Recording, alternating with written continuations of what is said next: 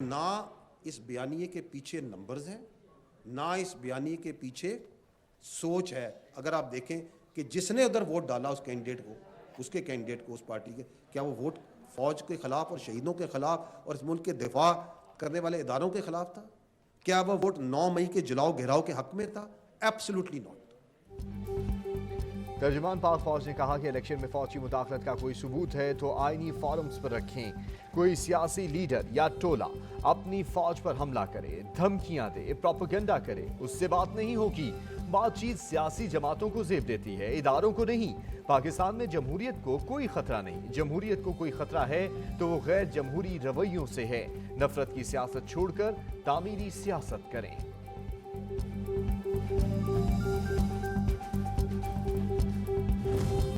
आपने अभी देखा होगा हाल ही में कि कुछ दहशतगर्द जो उनसे हैं वो जो मारे गए, जब उनकी शनाख्त हुई तो वो मिसिंग पर्सनस की लिस्टों में भी शामिल थे। तो that's why I am saying it's not so simple जितना ये बयान किया जाता है। आगे लापता अफराद से मुतालिक बढ़ा चढ़ाकर प्रोपेगेंडा किया जा रहा है। डीजी ISPR का कहना था कि लापता अफराद का मसला अहम और पेचीदा है। लापता अफराद का मसला सिर्फ पाकिस्तान ही नहीं दुनिया भर में मौजूद है। मारे गए कई दहशतगर्द भी लापता अफराद की फहरिस्त में मौजूद थी। लापता कमीशन ने 7,940 के करीब केसेस हल कर दिए।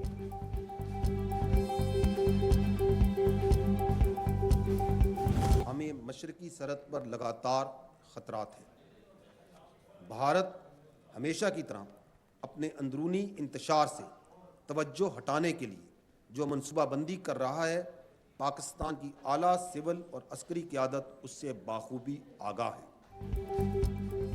डीजी ISPR का कहना था कि भारत की जानिब से मशरक़ी सरहद पर लगातार खतरात हैं। आला अस्करी क़यादत भारतीय मनसूबाबंदी से आगाह है। भारतीय अंदरूनी इंतशार से तवज्जो हटाने की मनसूबाबंदी कर रहा है। पाक फौज ने लाइन ऑफ कंट्रोल पर भारतीय जारहियत का मुंह तोड़ जवाब दिया। भारतीय फौज LOC पर निहत्ते शहरियों को निशाना बना रही है। भारत ने मकबूजा कश्मीर में जुल्म का बाजार गर्म कर रखा है।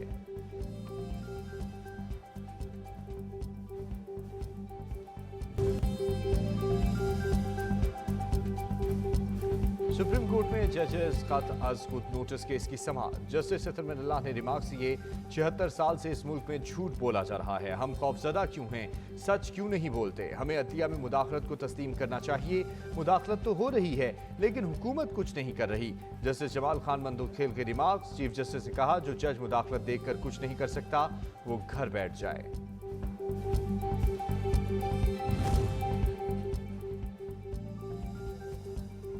सुप्रीम कोर्ट बार एसोसिएशन ने सुप्रीम कोर्ट में तजवीज़ जमा करवा दी। तजवीज़ में कहा गया है कि सुप्रीम कोर्ट बार अदलिया की आज़ादी पर कभी समझौता नहीं करेगी। अदलिया में मुदाखलत करने वालों के खिलाफ तहकीकात होनी चाहिए। जजेस की जिम्मेदारियों और तहफ़्फ़ुज़ से मुतालिक मुकम्मल कोड ऑफ कंडक्ट मौजूद है। इस्लामाबाद हाई कोर्ट को किसी किस्म की मुदाखलत पर तौहीन अदालत की कार्रवाई करनी चाहिए थी। हाई कोर्ट की जानिब से तौहीन अदालत की कार्रवाई न करना समझ से बालातर है।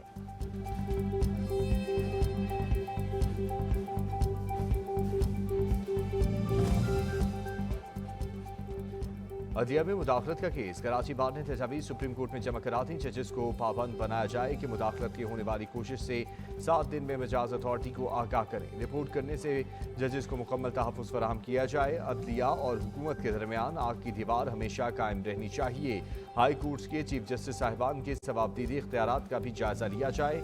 सुप्रीम कोर्ट 6 जजेस के खत की आज़ादाना इंक्वायरी कराए। अदालत जिम्मेदारान का तयन करके सख्त कार्रवाई का हुक्म दे। कराची बार की तजावीज़।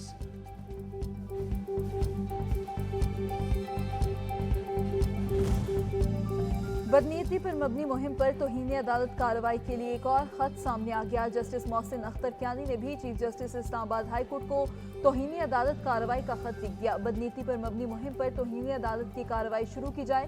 जस्टिस मोहसिन अख्तर कियानी के खत का मतलब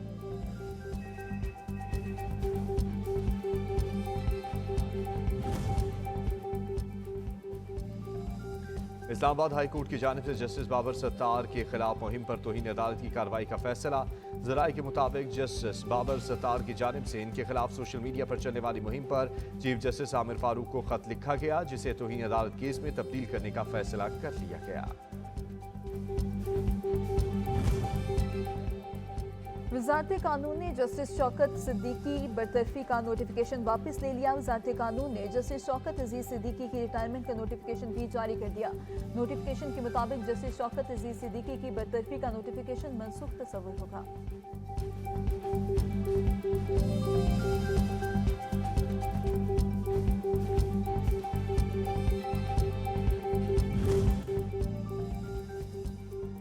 इलेक्शन कमीशन का सियासी जमातों को मखसूस नशिस्तें देने से मुतालिक सुप्रीम कोर्ट के फैसले पर मिनोअन अमल करने का ऐलान। कहा, सुप्रीम कोर्ट के फैसले में इलेक्शन कमीशन को जो डायरेक्शन दी जाएंगी इसके मुताबिक एक्शन होगा।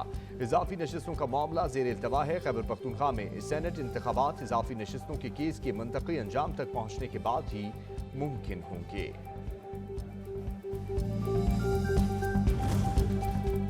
मखसूस नशिस्तों के हवाले से सुप्रीम कोर्ट का फैसला। खैबर पख्तूनख्वा असम्बली का इजलास बुलाने का फैसला। इजलास में कोहाट और बाजोर से ज़िमनी इलेक्शन में कामयाब होने वाले उम्मीदवार हल्फ उठाएंगे। निगरान दौर और मौजूदा हुकूमत के 3 माह का बजट भी मंजूर किया जाएगा।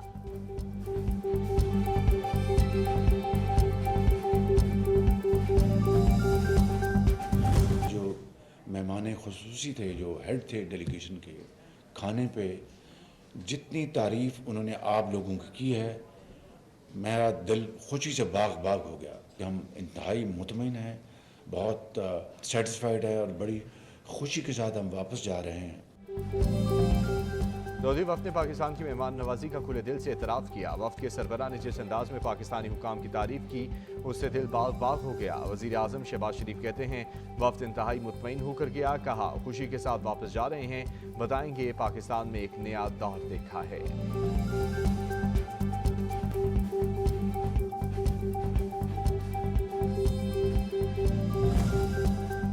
मुस्बत पॉलिसियों के बेहतर नताइज सामने आ रहे हैं। सऊदी अरब ने पाकिस्तान को सरमायाकारी के लिए बेहतरीन मुल्क करार दे दिया। नायब वज़ीर आज़म इसहाक डार कहते हैं, वज़ीर आज़म ने मलेशिया और दीगर ममालिक के सरबराहान से भी मुलाकातें की हैं।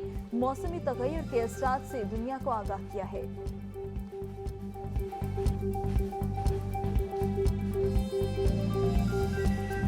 पिछले 10 महीने से जो हमारे मुआशी अहदाफ हैं वो सब सही सिमत में जा रहे हैं। जो तजारती खसारा है वो बिल्कुल काबू में है। It will be less than $1 billion for the entire fiscal year. वफाकी वज़ीर ख़जाना मोहम्मद औरंगज़ेब ने कहा कि 10 महीने से हमारे मुआशी अहदाफ सब सही समत में जा रहे हैं। सऊदी वफ़द ने बड़े एतमाद का इजहार किया। हमारी करेंसी मुस्तहकम और तजारती खसारा बिल्कुल काबू में है। ज़रई GDP में 5% मुस्बत नमू है। IMF वफ़द रवा माही पाकिस्तान आएगा।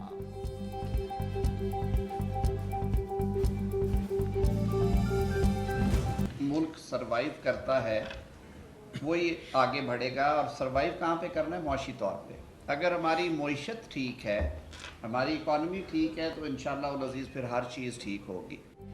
वज़ीर कानून आज़म नज़ीर तारिड़ ने कहा है कि मुआशी इस्तेहकाम के बगैर मुल्क आगे नहीं बढ़ सकता।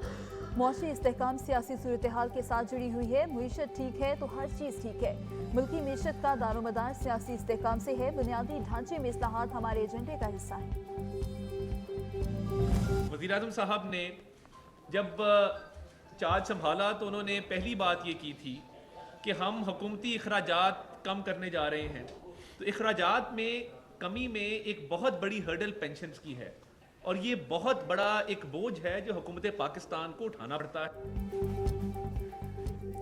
वफाकी वज़ीर इत्तलात अतातार ने पेंशन को सबसे बड़ी रुकावट करार दे दिया। कहते हैं, हम हुकूमती अखराजात कम करने जा रहे हैं। अखराजात की कमी में पेंशन बहुत बड़ी रुकावट है। पेंशन का बोझ हुकूमत को उठाना पड़ता है। पेंशन का बोझ कम करना और सर्विस का दौरानिया बढ़ाने के मामलात ज़ेर गौर हैं। हम एक ट्रांसफॉर्मेशन के दौर में हैं, रिफॉर्म्स की तरफ जा रहे हैं।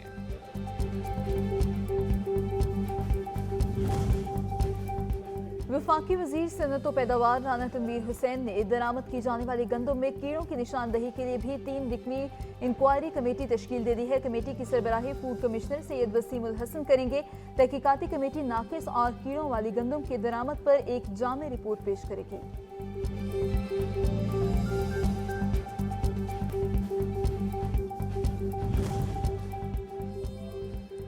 निगरान दौर में गंदम की गैर जरूरी दरामद से बहरान पैदा हुआ। वजीर खुराक पंजाब बिलाल यासीन कहते हैं मामले पर वजीर आजम ने फैक्ट एंड फाइंडिंग कमेटी तश्कील दी जो जल्द रिपोर्ट पेश करेगी। हुकूमत रिपोर्ट पब्लिक करने और जिम्मेदारों के खिलाफ एक्शन लेने का इरादा रखती है।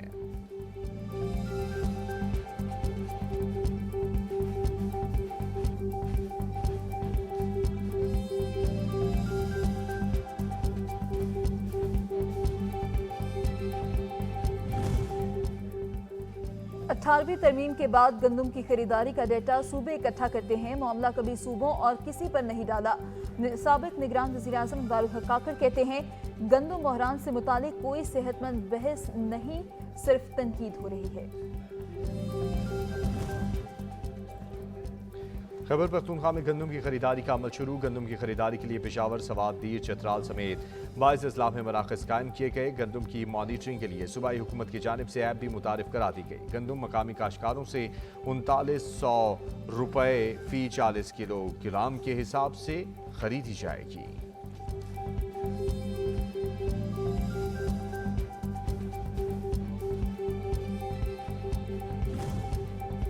वजीराबाद समुद्री और टोबा टेक्सिंग में गंदम बहरान और बारदाना की अदम तकसीम, किसान सरापा एहतजाज रैली निकालकर धरना दे दिया।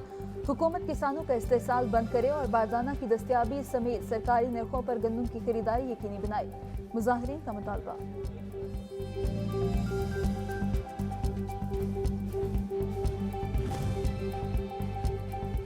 वज़ीर आज़म की ज़ेर सदारत आला सतह का इजलास। PR के ट्रैक एंड ट्रेस सिस्टम के नफाज में गफलत के मुर्तकिब अफसरान की निशानदेही करने के लिए तश्कील शुदा इंक्वायरी कमेटी की रिपोर्ट पेश की गई। प्रोजेक्ट डायरेक्टर और मेंबर ऑपरेशंस इनलैंड रेवेन्यू इस गफलत के मुर्तकिब पाए गए। नाक़िद इंतजामी निगरानी के लिए इस वक्त के चेयरमैन अब PR जिम्मेदार ठहराए गए।